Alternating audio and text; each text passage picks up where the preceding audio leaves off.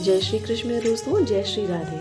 दोस्तों, हम सभी के घर में तुलसी माता अवश्य विराजमान होती है और हम सभी तुलसी माता की पूजा अर्चना करते हैं।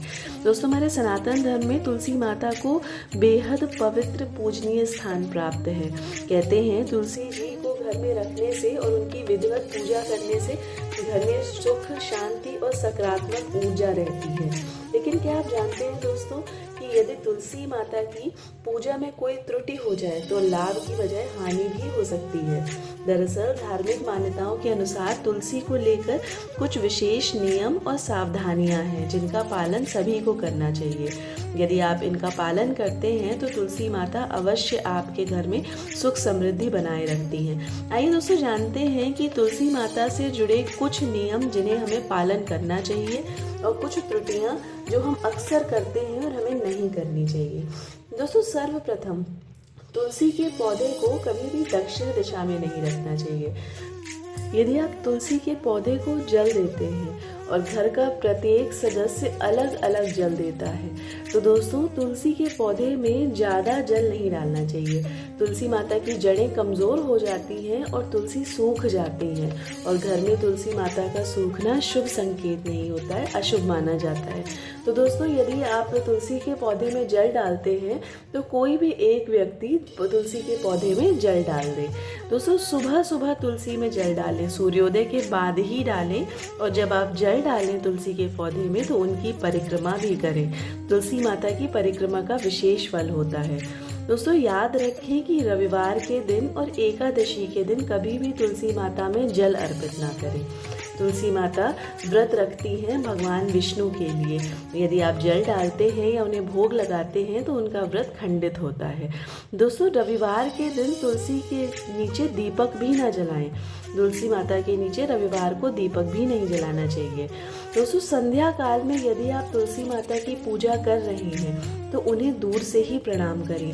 शाम के समय तुलसी माता का स्पर्श ना करें। यदि आप तुलसी माता के आगे दीपक जलाते हैं तो याद रखें कि दीपक के नीचे अक्षत का आसन जरूर बनाएं। दीपक को अक्षत के आसन पर तब आप प्रज्वलित करें। दोस्तों, महिलाओं को तुलसी पूजन करते समय कभी भी बाल नहीं खुले रखने चाहिए। वैसे तो महिलाओं को पूजन करते समय बालों को बांध कर ही रखना चाहिए, लेकिन तुलसी पूजन के समय विशेष ध्यान रखें कि बालों को खुला ना रखें। तुलसी के पत्ते हमेशा सुबह ही तोड़ें। यदि आप तुलसी के पत्ते तोड़ते हैं तो सबसे पहले आप तुलसी माता को नमन करें और उनकी आज्ञा लें, तब आप तुलसी के पत्ते तोड़ें। दोस्तों, सूर्यास्त के बाद तो तुलसी के पत्ते बिल्कुल भी नहीं तोड़ना चाहिए, ये पाप के समान होता है। माता दुर्गा और भगवान गणेश को कभी भी तुलसी अर्पित ना करें। माता दुर्गा और भगवान गणेश को तुलसी माता के पत्ते नहीं चढ़ाए जाते हैं।